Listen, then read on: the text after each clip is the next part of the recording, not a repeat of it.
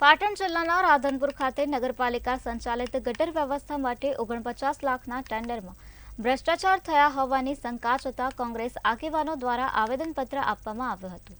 આ પહેલા પણ કરોડોના રૂપિયા ખર્ચી ગટરની વ્યવસ્થા કરવા ટેન્ડર બહાર પાડવામાં આવ્યા હતા, પરંતુ કોઈ ખાસ વ્યવસ્થા જોવા મળી ન હતી। તો લોકોને હજુ પણ એક તૂટેલી હાલતમાં જોવા મળી રહી છે અને આ સાથે ગંદકીનું સામ્રાજ્ય પણ જોવા મળી રહ્યું છે। તો આ સાથે જ 9 દિવસોમાં તમામ ગટરોને સાફ કરીને સોંપવાની હતી, જેમાં 50 દિવસ થઈ ગયા છે, તેમ છતાં કાર્યવાહી ફક્ત 5% જ થતા આખરે કોંગ્રેસના આગેવાનોને આવેદનપત્ર આપવાની ફરજ પડી છે।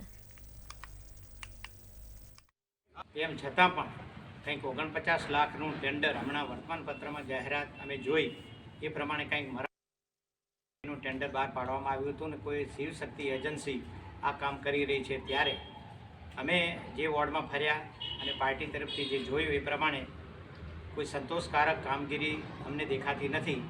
તો વોર્ડમાં એ શું કામ કરી રહ્યા છે, કયા વિસ્તારમાં કામ કરે છે અને કેવા પ્રકારનું કામ કરે છે, આ બાબતે ઉચ્ચ અધિકારી શ્રી પાણી પુરવઠા રાધનપુરની કચેરીમાં અમે આવ્યા છીએ આવેદનપત્ર આપવા માટે।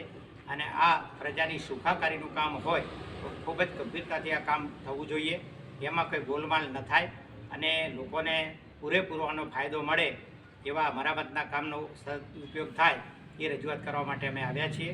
સાહેબ ઓફિસમાં મળ્યા નહોતા, પણ એમની જોડે ટેલિફોનિક વાત થઈ એ પ્રમાણે આ બાબતે એ આગળ પગલાં લેશે અને ગંભીરતાથી વિચારશે। અત્યારે આવેદનપત્ર અમે આપ્યું છે અને એના જે મુદ્દાઓ છે એના ઉપર આગળ કાર્યવાહી કરે એવી સાહેબ